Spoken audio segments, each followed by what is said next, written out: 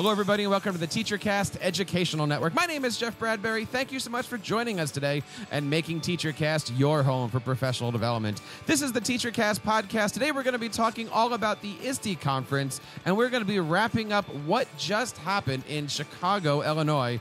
23,000 educators all got together to talk about education, ed tech, and the great things that are happening these days in their classroom. I have three fantastic guests on to talk all about what they thought of the conference. Before we get to our guests and our conversation, I want to remind you guys that there's several great ways to reach out and be a part of our show each and every week. You can, of course, find us on Twitter at TeacherCast. Leave us a voice message over at teachercast.net/voicemail. And we love it when you email us and let us know what you think about the show over at feedback@teachercast.net. It has been a great summer. We had a fantastic time at the conference, and we are looking forward to learning what you guys think and what you have going on for your show this summer and into the next school year. Want to bring on our first guest today, Amanda. Amanda, how are you today? Welcome to the show. Thank you so much. It's great to be here. Thank you so much for being here. It is so nice to meet you. Tell us a little bit about yourself. Sure. A former classroom teacher, middle school language arts. And then I thought, why not move into the world of ed tech? So after about 6 years, said, let's do it. Taught K-8 technology and then moved my way up to a tech director position. This was all in North Carolina, Wake County. After that, decided, let's go back to school. Let's learn more about this ed tech world and how it applies to curriculum. So I'm an applied researcher, and currently I lead the implementation team at Learn, the creators of Learn platform. Very, very nice. And of course, we like having Learn on. We had them on a couple months ago. We're going to be learning a lot more about Learn today in this episode. I want to bring on Michelle. Michelle, how are you today? Welcome to the platform. Great. Thank you so much for having me. This is awesome to be here. So my name is Michelle Haken. I'm a middle school educator in New York, and I've been teaching for 20 years, middle school, 8th grade English. I'm also an author, and I recently published a personalized reading, digital tools and strategies to support diverse learners. That is awesome, and certainly looking forward to hearing more about that as we go through. And finally, I want to bring on from the great state of New Jersey. We're going to do a Jersey theme today. We found out that when we started recording, we're all from the great state of New Jersey here. Dr. Sunny, how are you today? Very well, thanks. Very well. Thanks very much for having me on the show. For all the listeners, my name is Sunny Magana, and it rhymes with lasagna. Very, very cool. Thank you so much for coming on the show. Sunny, tell us a little bit about yourself. Yeah, thanks very much for having me. I'm a simple teacher from New Jersey. I started teaching in 1983, and that's the first year that I started researching the impact of technology on education. So I'm one of the old dogs in that game of considering the nexus, the sweet spot, where technologies can enhance instruction and learning. I'm currently a consultant. I was a principal for a number of years. I was a tech director. I work with my good friend and co-author on several research projects, Dr. Robert Marzano. Currently, I'm working with my other friend and researcher and Dr. John Hattie on looking at most reliable uses of technology to enhance student achievement. I'm also an author, and we'll talk about my latest book.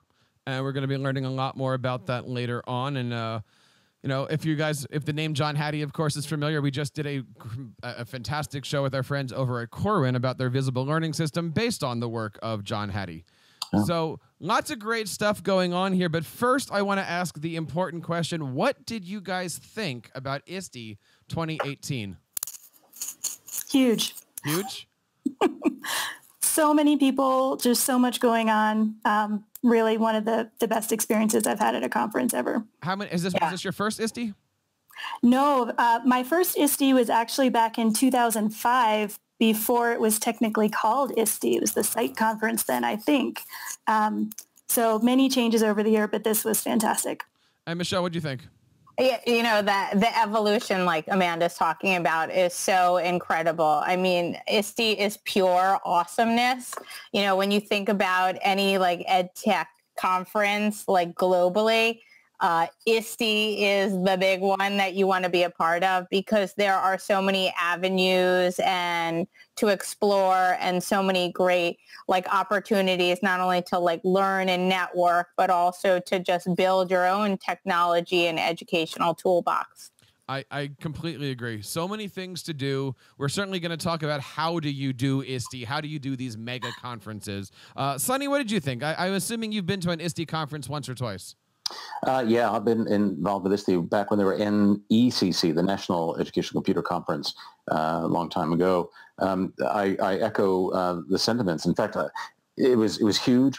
But I also have a lens through which I view conferences, and so I'm going to run a flag up and say we must be really cautious at looking at these shows, particularly at ISTE and the instance at ISTE, that's too heavy on tech and not enough on pedagogy.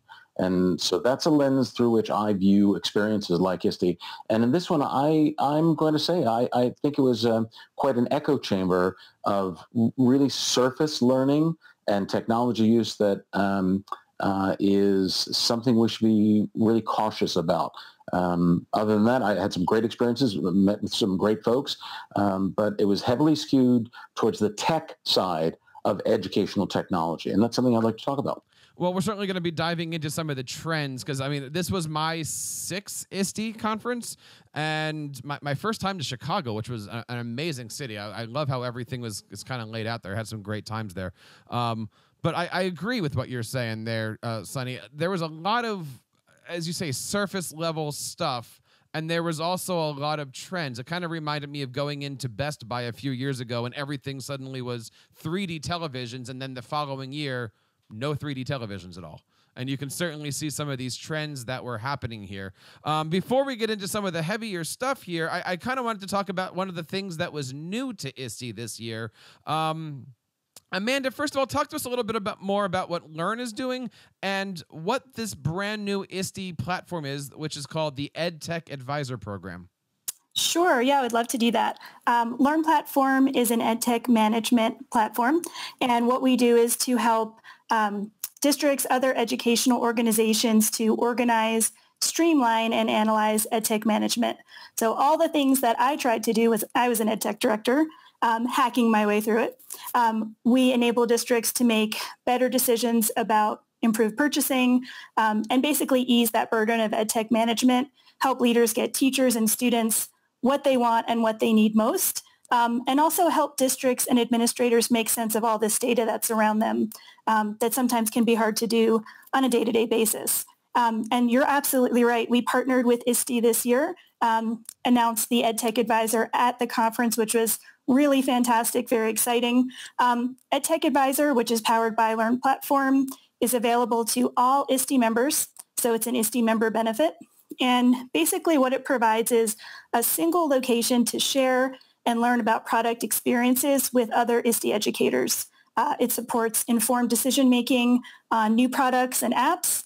And really what it does is provides a forum for teacher experiences, a more complete picture of a product's potential and how it's working for teachers in the field.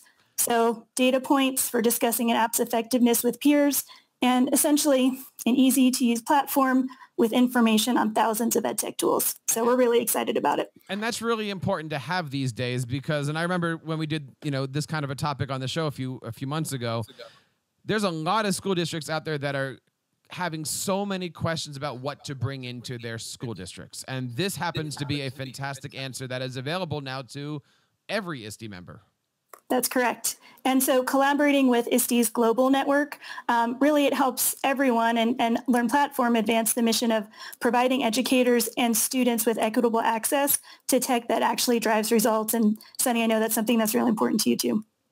It is. I think that really, thanks for passing it over, Amanda. I'll take the beach ball, just like we're on the Jersey Shore, and bounce it around for a bit.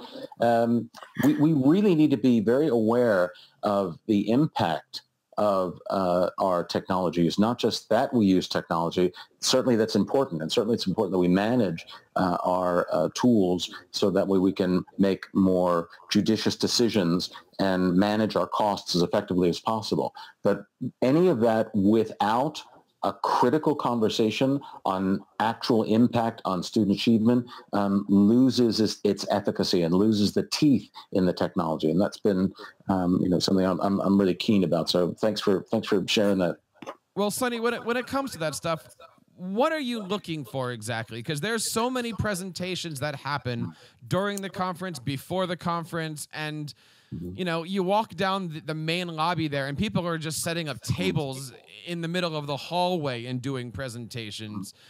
And I agree, right? Like, and we said this earlier, right? The surface stuff is there. What is the definition of a standout presentation? Like, what do you really want to see more when you go into a conference room and you see somebody get up and talk for an hour? Yeah, thanks very much for again passing the ball my way. I think it's critical that we understand that there's research, then there's research, and there's evidence. There's different levels of evidence. So I share something that I write about. There's actually 5 levels of evidence: personal experience, which is a personal opinion; collective experience, which is a collective opinion. Then we start to get level 3, which is systematic observation, actual studies that have more validity and more reliability. The 4th level is compounding evidence, where you have more than one study that demonstrates impact or relationship between variables like technology on student achievement. The 5th level is the preponderance of evidence. When you have thousands and thousands of studies that point to a relationship between technology and education, that we should be paying attention to levels 4 and 5, because it's really hard to argue against those levels.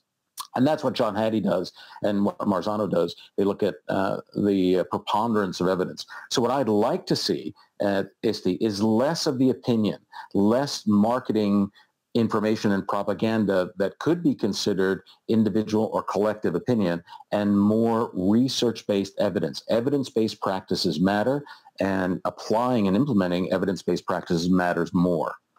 So go ahead. Oh, no, I just love that pyramid of research, and I think that's so important. And, going to something as huge as ISTE, where you have like 23,000 educators, tech consultants, companies, we need to, everybody's there for a different reason. And for Sonny or myself, who are teachers, who are there trying to find the research for the best practices in our own classroom, we have a specific lens. For somebody who's a first timer at ISTE, it could be overwhelming. So like, how do you choose? And that's always a dilemma at any conference. How do you choose the best sessions to go to? Do you go because it has this jazzy title, or do you go because you know who that person is and they've written something, or they've presented and you've seen them, and you want to be a part of that energy live and them sharing what new work they're working on? I mean, that does seem to be the question here. And we were talking earlier a little bit about, proposals and what does a proposal look like. I would not want to be on the choosing committee for a huge conference like this and have to go through everything. But it really seems like, conference proposals come in a few different categories, right? Somebody gets up and talks about a blog post they wrote. Somebody gets up and talks about a research paper or some kind of, some kind of research function. Some people get up and do the interactives, and there's a lot of people that really go there and want to learn how to save and share a Google Doc. I mean, there's so many different levels of edtech-ness. I'm not sure what the right word is on that. But what do you guys look for? I know, John, the ability to, Sonny, the ability to go up and look at that research stuff. Michelle, what do you look for when you're looking through that catalog or that schedule? What do you, what gets you into a session? Most of the time it's the person presenting. Do I know them? Have I read their materials, whether it's be a published book or a blog post or a podcast? Like, I want to see them because they are trustworthy. But I also know that, and I always make time daily for those, the playgrounds and also the poster sessions, because I love seeing that basic ground level personal experience that these people, especially in the poster sessions, are bringing, because it could jolt an idea. In some cases, they are research based because these are graduate students or doctoral students who are presenting teacher action research. That is something that I found that since my first ISTE, that's what I want to make time to see no matter what. So, Amanda, was there any sessions that you had the opportunity to go? Well, first of all, let me ask, was this the first time you were at ISTE as a vendor, not as a teacher? This was my second ISTE in that role, and it's definitely a different experience. I feel like I get to talk to actually so many more people, really hear different perspectives on the conference instead of being a little more siloed in my own journeys and with my own, group of teacher friends. So it's actually a really nice experience. And I think that especially this year, that influenced my perspective on what you were asking about earlier, which are trends. But yes, to answer your question, I do make time to see some sessions if we have research partners who are presenting or others that I know of just from being in the field. I do try to get to as many of those sessions as I can. And who did you go to see this year, or who stands out? I never like using the word edu celebrity, but who stands out in your mind? Well, I can tell you that, there's so much to share, but one thing that I was looking for this year, because I was curious, were the People's Choice sessions.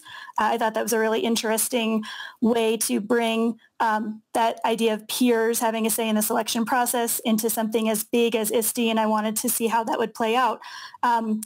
There was a People's Choice session that made a huge impact on me, led by Blair Mishlow, who's actually one of our partners at the Western School of Science and Tech in Phoenix. And he actually led 2 People's Choice sessions, back to back, no less. But the one that I really enjoyed that stood out to me was focused on culturally relevant teaching, or CRT. It was really hands-on, gave us time to think about, how can we create experiences for learners to make positive, socially responsible contributions that build relationships and community. And based on the buzz in the room and the conversations that I heard, it really went over well. Nice. Sonny, who did you go out and see? I saw a lot of folks, actually, but the thing that really strikes was a meeting I had with John Kao, who is a brilliant thinker and innovator. He wrote a little booklet called The Innovator's Manifesto, which I think everybody should read. So he and I were in the midst of this echo chamber of tech enthusiasts, and it was a very sobering conversation, because he knows Hattie's research as do I, and if we were to plug the overall impact of technology on Hattie's scale, Hattie uses a scale from 0 to 1, so I won't get too heavy about the statistics and everything that underpins it, but let's say we have it on a scale of 1 to 10. The average impact of technology, any computer technology, on student achievement is a 3 out of 10. I'm going to say that again. The average impact of technology on student achievement is a 3 out of 10, according to Level 5, the preponderance of research by John Hattie. And what's even more alarming is that impact hasn't changed in 50 years. So I think it's really important that we have a critical conversation about the most reliable ways that pedagogy can be enhanced by technology. And that is where the optimism should lie. When pedagogies are enhanced by technologies, there's actually a very large effect size. So that's the kind of conversation that I hope that ISTE embraces, and that presenters share their research findings, not just on student engagement, which is really difficult to ascertain and really difficult to describe, but on actual evidence-based impact. We had a good conversation out there with John and his son Desi, who he was walking around. Yeah. And we last week we actually just put that out as a podcast that you can find over on TeacherCast, and it was amazing to talk to John. John was the guy that's been dubbed Mr. Innovation, Mr. Creativity, and I don't want to say Mr. Creativity Junior, but we had about 10 minutes in the interview where it was just Desi and I talking, and the insights that he has was absolutely amazing just to listen to it from a student's point of view, right? Because we always talk about student voice and student opinion. This wasn't that. This was just raw, honest, why do all these things exist kind of questions from him, and it was absolutely fantastic. With all these different conferences, right? Like, we've got ISTE that we're talking about, but soon we're going to get into, FETC, ASCD, ICE, McCall, Q is coming around the corner again. how do you plan out your time, right? There's only so much that you can do. And I think there's like 5 million square footage of conference space, billions of vendors. Obviously, you guys are coming at this from a different point of view, but what suggestions do you have for anybody that's going to a mega conference like this? How do you plan your day? And is it something you do on the spur of the moment, or weeks ahead do you get out your Google Calendar and start to put things down? I think it's a little bit of both. And again, it depends on who you are and what you actually want to get out of the conference. Are you looking for new tech tools to implement and share with the teachers that you're working with? Are you specifically, my first book that I edited was Gamify Literacy. And my entire English class is gamified. Mm-hmm. So I will go out and look for those gamified presentations or poster sessions because I love seeing what other people are doing and making those connections. Or there's a specific trend that you might be interested in, but I try not to plan everything out, but really have a few things that I know throughout the day. Like I want to get to the EdTech Summit's playground because they always have great new tricks of the trade when it comes to Google for a classroom, or I know so-and-so is presenting at a People's Choice and they're a friend of mine. I want to see their presentation and plan it out that way. And, I will say that the app for ISTE is an amazing tool. And the fact that you can even if you don't get there, you can still save that into your digital tote and go back later and see any handouts that they've posted up, or look through a Twitter feed and get somebody else's slide deck or handouts. You can also put that in your digital tote to come back to look at, because there was like one session that had like a great title that I went to the presentation from the same person the year before, but I couldn't make it with a conflict. And but I still went into his resources and looked at his blog post because I wanted to see exactly what he was covering. And that's a good point with all that. We've talked a few times on the show here of how to navigate through all the presentations. And many people have said on the show here, if somebody is just regurgitating their blog post, just go read the blog post, right? Don't spend the hour of time in there unless you really want to see the presentation. Sonny, as you went through the floor, and again, there's hundreds of floor vendors on the floor. What stood out to you? What were some of the things that you saw, or maybe oversaw, or were sitting there going, "Okay, I don't get why this exists"? Or what did you see on the vendor floor this year? Thanks for asking. Let me ask a question of everybody on the show. Who said this? It's my trivia question. Who said this? This technology will revolutionize education. Books will be obsolete in schools. Schools will be completely transformed inside of 10 years. Who said that? Some .com website. I don't know. I hope nobody gave up books yet. Yeah, Michelle, any guesses? Amanda? I don't know. Well, it sounds like it could be, somebody modern talking about technology. The person who actually said it was Thomas Alva Edison, another New Jerseyan, by the way. Yes. Yes. But he said it in 1913. And he said it about a technology that was new, that he said would revolutionize education and make books obsolete in 1913. Clearly, books were not obsolete in 1923, nor was education completely transformed. The technology he was talking about was motion pictures. Mm. That's a sobering idea. So I think it's a sobering idea because much of the information I heard from vendors on the floor echoed that sentiment. This great technology is going to automatically transform your classrooms. It's going to automatically transform student learning. All you need to do is buy it and transformation will come. So I heard that a lot. And I'm a big fan of Field of Dreams. If you build it, he will come. That Field of Dreams mentality, we really have to take a critical look at that idea that if we just buy technology, student learning will automatically be transformed. And that's a belief in a false prophet. I thought that I heard Tom pontificating at the Bloggers Cafe last week. he he had set up a podium and he was talking about this motion picture thing going on there. He had a Wawa behind him. It was amazing. Yeah, and of course Tom Edison liked New Jersey pizza. Yes, so there's yes, of course. something common there. He was talking about movie projectors and thin crust, I believe, at the time. So that's what I heard. I heard a lot of hyperbole, and the actual evidence doesn't match the hyperbole. You know, we have an overly optimistic vendor floor, and so my advice for future ISTE vendors is, or future ISTE participants and vendors, is this: beware of geeks bearing gifts. Yes. Yeah. Absolutely. What does that mean? Beware of geeks bearing gifts. I'm putting a pun on an old Greek story. Beware of Greeks bearing gifts. There's a Trojan horse. It looms large in that story.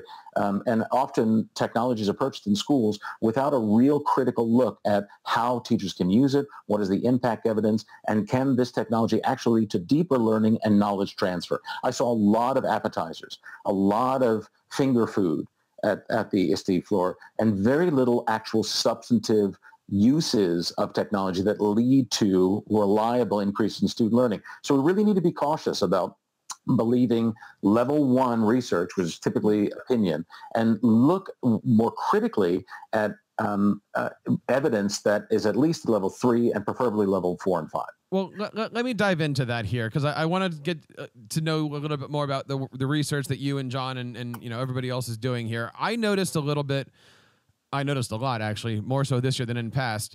People were selling curriculum, but they were selling their product that, oh, by the way, had curriculum. Yeah. I thought there were more booths with robots or STEM things that, oh, by the way, I work with this teacher and I have this curriculum. Shouldn't it be the other way around? If here's a curriculum that's going to be, amazing to use in your classroom, that, oh, by the way, it uses this robot tool or this building device. What do you think with all this, Sonny? Because, I mean, it's not about the toy. It's not about the tool. It's about what? Well, in a way, it is about the tool, because I think in a modern context, we need language that speaks to us. So in my book, my recent book, Disruptive Classroom Technologies, and I chose that title with intentionality, Disruptive Classroom Technologies, because I want to disrupt the epidemic of low-impact technology use in our schools. And in it, I share a framework that I've developed, the T3 framework for innovation. And I can sum it up in a very simple metaphor. I'm a rock and roll guy. I played rock and roll for many years in New Jersey and Jersey Shore bands, and still do play. And I can sum up my thinking in a very simple metaphor. In the modern era, in order to achieve the high levels that we want, we have to consider pedagogy is the melody. High-impact pedagogy provides the melody. High-impact technology use adds the harmonies. And together, you get great music. That's beautiful. So you're saying it's the tasty cake to your... to my Wawa chocolate milk. To your Wawa chocolate milk, yes. To your Rosenberger's iced tea. Okay, cool. We're going to stay local on this one. Yeah, that's right. The whole is greater than the sum of the parts. And my research clearly shows that when technologies are used, many of the technologies on the floor could be used this way. When technologies are used to enhance highly reliable instructional strategies, the impact is greater than either those strategies used without technology or technology used in absence of those strategies. The whole is greater than the sum of the parts. But we have to remember that pedagogy is the melody. That's the basis for what we do. Effective or high-impact technology use adds the harmonies, and together it has a holistic entourage effect. So, Sonny, you're talking my language here as an 18-year. I've got two degrees in music education here, right? Oh, I didn't know that. So, I'm very keen on what you're talking about right now, and I'm trying to come up with the tech coach analogy. Going, that's all well and good, but how does that get into the average classroom, right? Because even if you take 23,000 people, let's just do some rough numbers. Let's say half of those people were teachers. And half of those people were just trying to learn how to save a Google Doc. That means out of 23,000 people, at most you got 4,500 that are looking at the research side. That's not a good percentage when you figure that 23,000 people is not the total of all educators. How do we bring this into the students? Yeah, that's it. That is really what happens. And I'm sure Amanda and Michelle would agree with me, is that when technologies are used, you can have a moderate, a low to moderate effect. When they're used to enhance highly reliable teaching strategies, you get a large effect. When technology is used to enhance student learning in ways that is not possible in the absence of those technologies, the effect size is extra large. In fact, the effect size in my T3 framework is 1.6, which is equivalent to a quadrupling of academic achievement. And the key isn't that technology is used, it's how it's used and by whom. Primarily when technology is used by students so that they can represent what they know, what they can do, and how they think, that explodes academic achievement. It literally explodes academic achievement. So you nailed it. So I would love to add to that just a little bit if I can. So I'm fascinated by all of this and spend an awful lot of time working with district leaders, of course, on behalf of their educators and students to actually start to get a flashlight around that kind of impact. And this isn't part of the EdTech Advisor, but it's a part of the platform, which is that ability using statistically valid methodology to really start to understand, where are certain products showing those kind of impacts, but it really is about the teachers. It's finding those places where implementations are working and being able to get in and understand that. And there's nothing better than empowering a district leader who perhaps was not previously confident in taking some of their data and being able to look at it in a different way, look at student usage and student groups and demographic groups. That was one trend that I found this year more than others for the folks that came by and talked to us. They're starting to realize that they can ask for certain kinds of data from the companies that they're working with, and that they have a right to get in there and really utilize that information to find out more about their students specifically, because the context in which those students are learning is really important. So I love everything you're saying. I think there's probably a whole podcast just in this in itself. Yes. No, that's so true. Sorry. I'm getting phone calls in between. Sorry.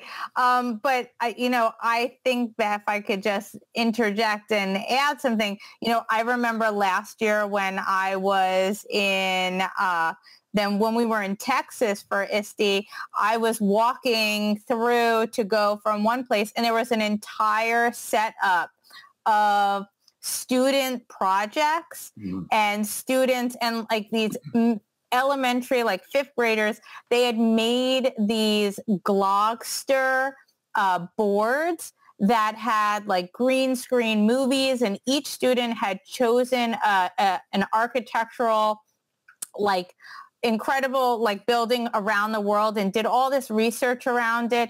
And the kids were right there, like presenting and talking and explaining what they did and the research, and showing me the green screen movies that they made, and then how they made a 3D model, and, and how they turned the poster and made it digital.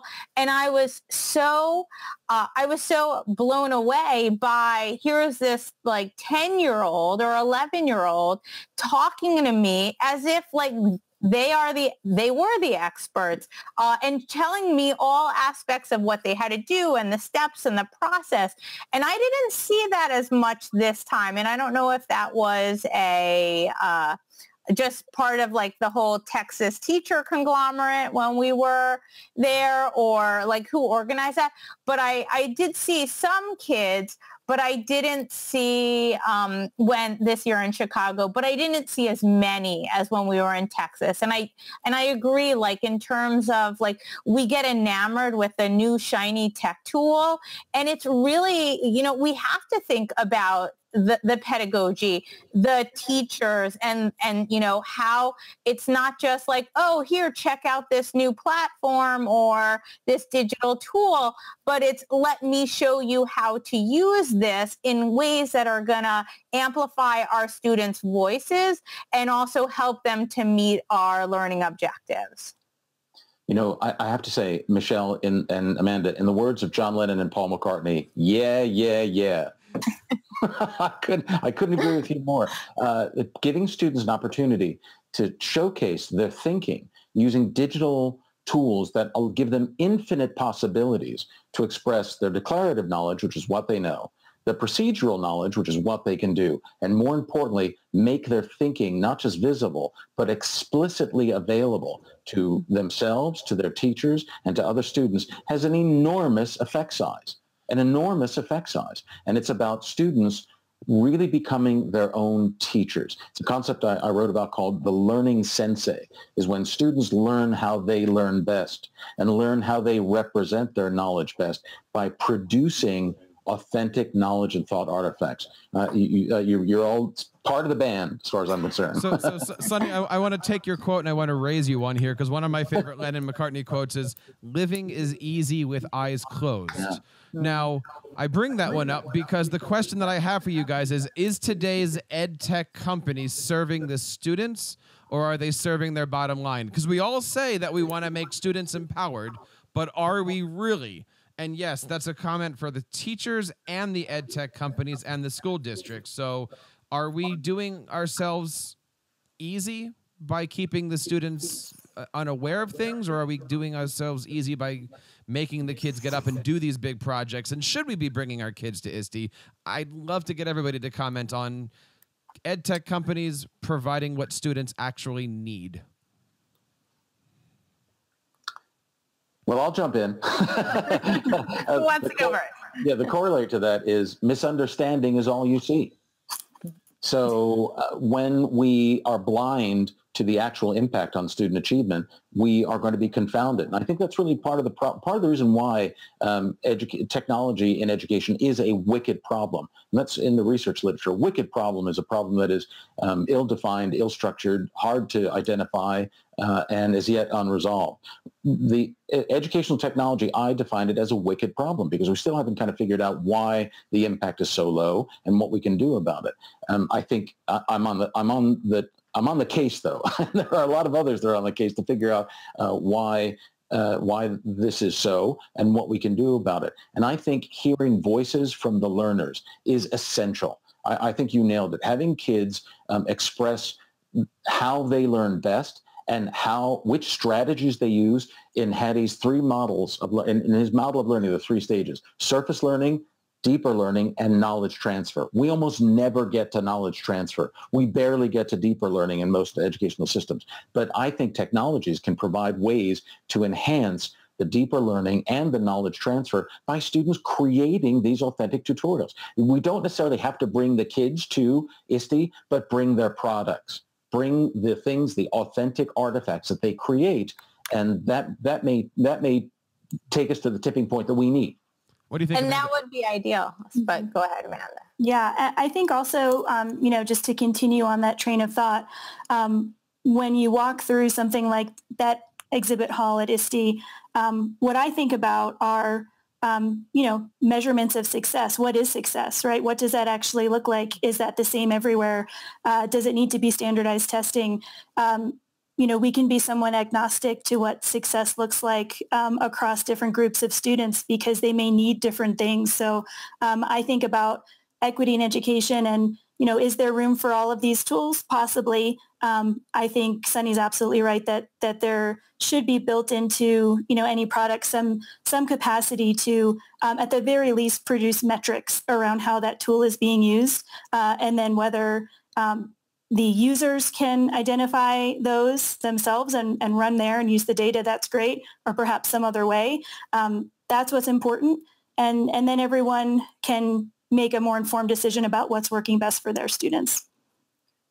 Sometimes when you're walking through especially the expo hall, and you see like there are teachers or ambassadors who are like talking about how they're using the product in their classroom. I mean, that's helpful to have that testimony, but I agree with Sonny that now I want to see it from a student's point of view. What do the students see, and what have they produced as a result of that. And that would be ideal even if it was like, come at this time to learn about it, and then we'll tell you, here's a teacher presenting about it. And thirdly, here's what it looked like this is what the students produced as a result. And these are the learning targets that we met.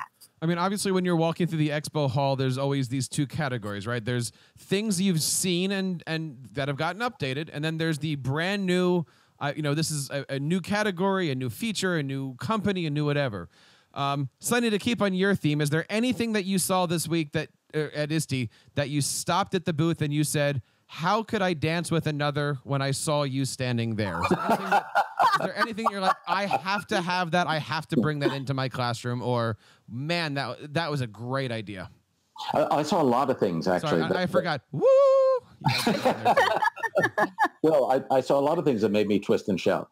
But I view things through the lens of my T3 framework, which organizes the use of technology into 3 domains: what I call translational technology use, transformational technology use, and transcendent technology use. Translational, transformational, and transcendent. And that's a lens through which I can view most tools and say, I see how that could be used to help students with production and contribution. That's the transformational domain. Or, there's a tool that would be great for inquiry design or social entrepreneurship. That's the transcendent technologies. Really, I think we have to recalibrate our value perspective on technology and realize that, and this is going to sound like heresy, but technology has no inherent value in and of itself. Technology has no inherent value in and of itself. The value is made manifest by how it's used and by whom. Well, Michelle, was there anything that you saw that you might want to be teaching 8 days a week? Yes. And I will say that the one place that I love visiting in the expo hall is the Startup Pavilion. And I have met so many just great people and ideas, and some that I started and met at the EdTech Pavilion 5 years ago, and I've watched them create a useful transformational reading platform that I use in my classroom on a daily basis. This year, there was one company, I want to adopt them because I was blown away by their platform, and that was Words Live.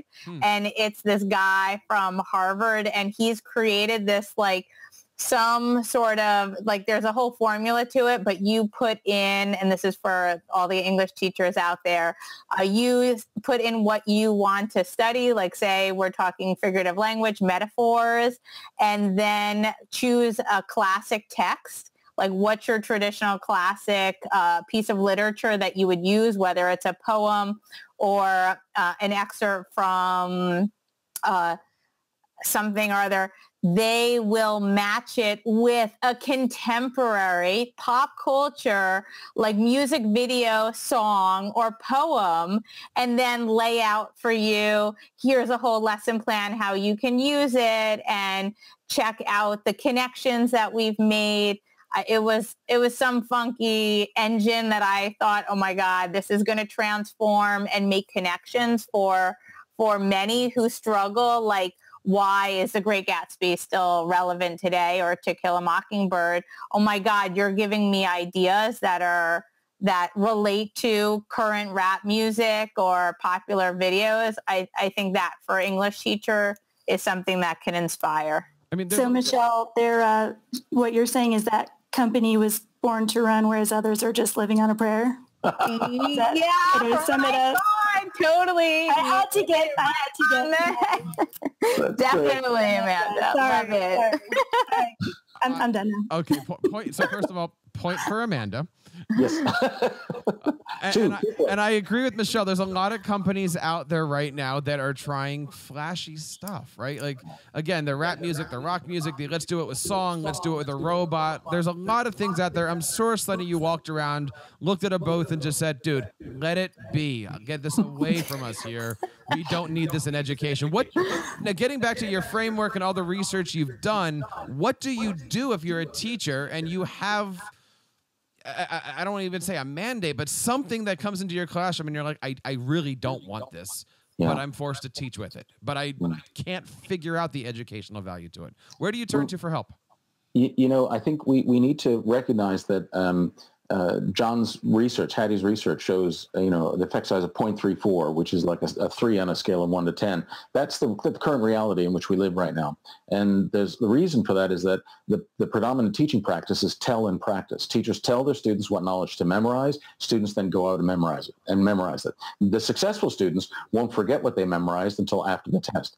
We have to move away from just surface learning, from privileging surface learning, to empowering students and teachers to open up their classrooms so that they're no longer just, the conversations aren't monologues, but dialogues, and have students create tools, produce things, deepen their understanding, transfer their knowledge by creating their own screencast tutorials, using various tools to produce learning artifacts that teach others what they now know.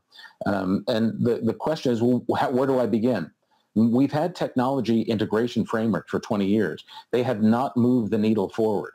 TPACK and other models have been around for a long time. That's why the T3 framework is a framework for innovation, not simple digitization.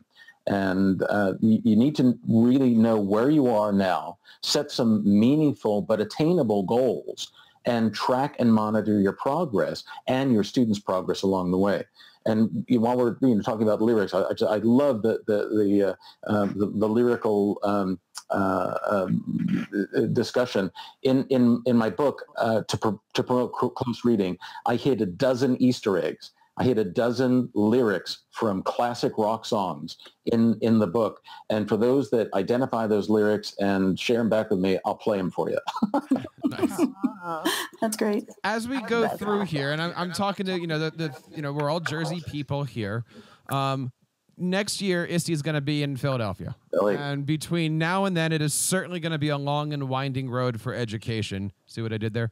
And where do you see everything going, right? Like where do you hope to see, or what do you hope to see next year at ISTE as it improves, as it grows one more year, and as the trends, come, go, fizzle? Amanda, you can talk a little bit about Learn and maybe some of your roadmap out there, but where do you want to see, or what do you want to see next year at ISTE? Sure. So I know I mentioned this briefly, but just to make it clear, I am a recovering tech director. And, I carry that experience with me into every conversation, every implementation I see through at Learn, because managing ed tech and all that encompasses it can be a humbling experience. It just is.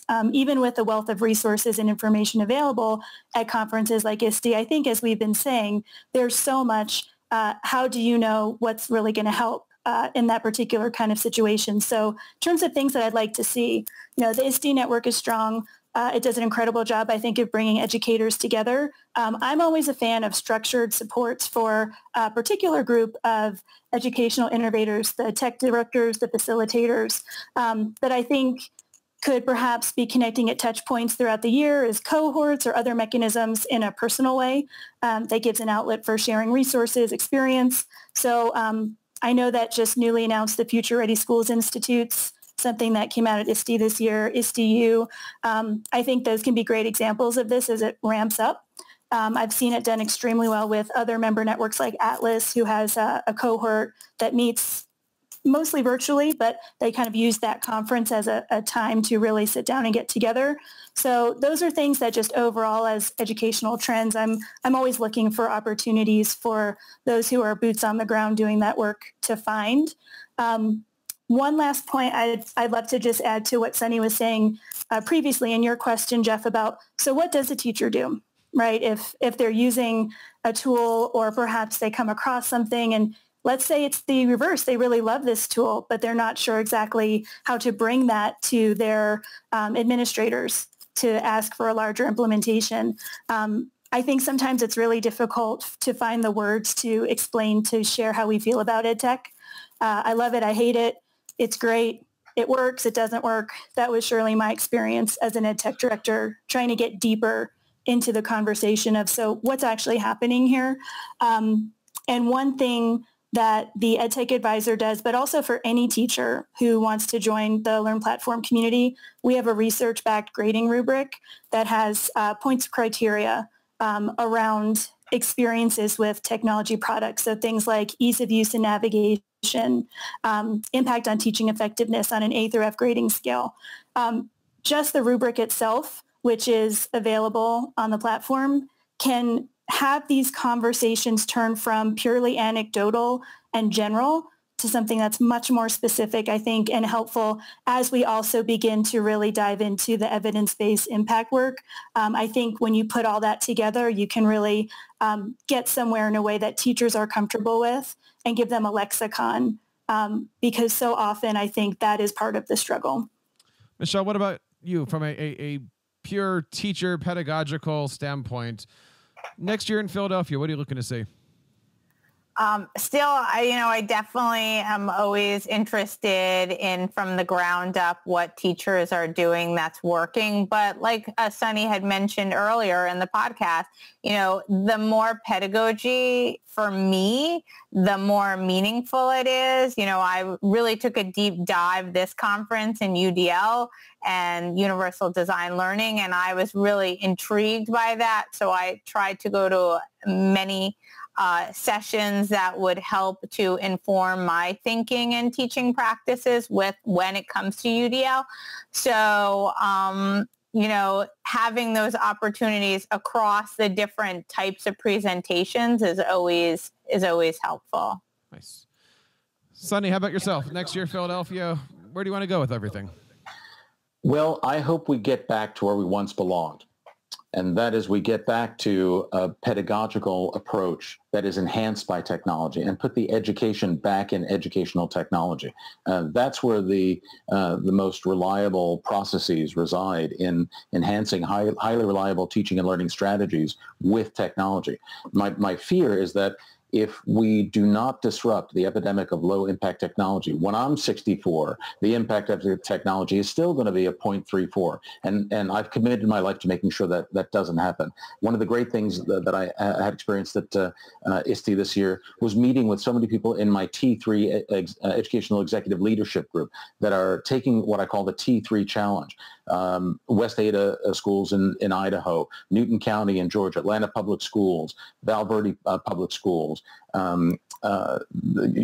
Oxford Unified Union High School, Skokie, Illinois. All these districts are moving and implementing the T3 framework for innovation. So I hope that they will be able to tell their stories of impact at ISTE in Philadelphia in 2019. Because as John Hattie says, what we really have to do as stewards of the future of this planet, we have to know our impact. He implores us to know thy impact. And I'd like to hope that becomes a theme for ISTE 2019 and beyond. I don't have a way of doing a toast on an audio podcast, but I think we can all, everybody out there listening in their cars, rejoice and say goo goo gajoob on that. Indeed. I have no idea how to end this show at this point. We are looking to do a future shows with our friends at ISTE, ASCD, FETC on things like how to make a proposal, how to survive a mega conference, how to plan. I've always wanted to do a show on how does the planning start, right? And I talk to public relations firms about this. I talk to ISTE people about when does ISTE start? And I was sitting there on the Tuesday of the conference, and the website is isteconference.org, but really it's isteconference.org/2018. And I was sitting there going, okay, /2019. And I kept hitting refresh throughout the week going, okay, at some point in time when they close the lights on the first one and they open up the second one, before we leave from Chicago, that 19 website's going to be up there. When do they start planning for this? And somebody came over and said, so, the 2020 is going to be in Anaheim. And I'm going, okay, this is a multi-year commitment for anybody, right? And even when I'm talking to the big tech companies, they're like, yeah, we've already got our hotels booked for Anaheim. And I'm going, okay. So they're planning as the conference is unfolding. Oh, of course they are. I was there already talking about what we could do in Philadelphia with a literacy PLN, do some fun night versus a social happy hour. Because then you have that, and we haven't talked about that at all, those social pieces and how you can network and learn from those little niches. Right. do. I mean, I had somebody come up because, I was in Philadelphia. I mean, we're from Philadelphia kind of, but I had somebody come up and say, how do you find Philadelphia for ISTE? And I said, well, you just turn left to Greenland. It's as simple as that. It's as simple as that. I'm so I sorry. just got my hair cut yesterday. Yes, exactly. What advice do you guys have, right? Like, we're coming up here. October is coming. October, of course, is proposal season. Any advice on creating proposals? Any advice on planning for next year? When do you guys usually start to get your hotels? Give me like 1 or 2 minutes to kind of wrap up. How do you plan for next year? And let's kind of sign off after that. So how do you plan for next year? And then how do we find more information about the great work you're doing? Amanda, we'll talk about you first. That sounds great. So let's talk about planning, or in my case, lack of planning when it comes to booking flights and hotels. I wing it sometimes. I probably shouldn't admit that. It always works out though. In terms of, that RFP process, I sit on some RFP review committees for a few conferences, not ISTE, and seeing that process from the inside out is really, I think, is something to behold, because it is a group of really dedicated folks who come together and do their best in this growing face of so many people who want to present at these conferences. So it is a daunting task. I prefer a team approach as much as possible. I think the more people that can be involved, even just to hear the pitch, hear the plan and the execution of that and a proposal is great and makes it a lot more fun. In terms of what's coming up, we're going to be at a whole bunch of conferences and many other places as the year winds into its second half. So I would just check out learnplatform.com to find out more about us and our team, researchers and educators and technologists, and who we are and what we do. We're a B Corp. We're here to help and really, drive the mission of all of our partners. And it has been a true pleasure to be here today. So thank you so much. And we'll certainly have all the great stuff from Learn Platform on our show notes. And I'll also include the podcast from a few months ago when we had them on. Michelle, what are you thinking about next year? Well, if we're talking about like making a proposal or like setting up a proposal, definitely, think about the pedagogy and what's the purpose. I would, just make it all P's. Create a panel. I think that the more people who speak, the better. They're always going to choose those edu celebrities, but I think when you have a panel discussion, it's a lot more meaningful, especially when it's grounded in both practice and pedagogy and research. That's very helpful. And also start playing around with titles. Here we are throwing out plays on music lyrics, play around with that, get involved that way in putting it all together and thinking about, whether we're talking about ISTE or everything that comes before it. Dr. Sunny, what are you thinking about next year? I'm really excited to be back in the Delaware Valley next year in the great state of Philadelphia, or great city of Philadelphia. And I think I would encourage people to recognize that presenting, just like learning, is a team sport. John Dewey said almost 100 years ago that teaching is a participatory sport, but it's also a team sport. And I'm paraphrasing, but I think we should consider that presenting, sharing the stories of impact, should also be a team sport. And I encourage people to work in panels. I love that suggestion, Michelle. Amanda's suggestion as well is great to, think about what story do you have that highlights the impact of technology, not just the simple digitization of teaching and learning tasks. So I'm looking forward to being present, and also to help folks. I've actually just written a little research paper that was endorsed by Dr. Hattie, aligning the T3 framework with the visible learning model. He said it was credible, powerful, and exciting challenge, and I invite people to take the T3 challenge. You can go to my website, www.maganiaeducation.com, MAGANA education.com. Download that free white paper on aligning visible learning and T3, and use that as a springboard to think about how your technology use is enhancing not just surface learning, but deeper learning and knowledge transfer for Philly ISTE 2019 and beyond. I would certainly recommend that. I'm going to be putting some links to a lot of the stuff that, all the stuff. I don't want to say a lot. That sounds bad. But all the stuff that Sonny is talking about here, he is certainly. This was a long way, Sonny, to get to this one. Sonny is certainly a paperback writer. Okay, that was a long way to go to get to the punchline. I stumbled on the way there. Guys, I want to say thank you out there for listening to our show. We're, of course, doing a lot of great stuff as we move through the summer. We've got many more ISTE shows. We've already put out shows with John Ko. We put out shows with Flipgrid. We put out our shows with Power School. We're putting out one of our Microsoft shows. We're putting out a lot of other content that we're doing. Plus, we also had a chance to work over at the Wii Video booth. I had a chance to talk to Dr. Nate about a lot of things. And so we'll be making some blog posts over on TeacherCast about that. We want to know how you found ISTE. You can go over to teachercast.net/ISTE. That's teachercast.net/ISTE to find all of our interviews from this and all of our 6 years over at ISTE. And we want to hear from you. Check us out over on Twitter at TeacherCast. Leave us a voice message at teachercast.net/voicemail. I know you want to. We can work it out together. On behalf of everybody here on the TeacherCast Educational Network, my name is Jeff Bradbury, reminding you to keep up the great work in your classrooms and continue sharing your passions with your students.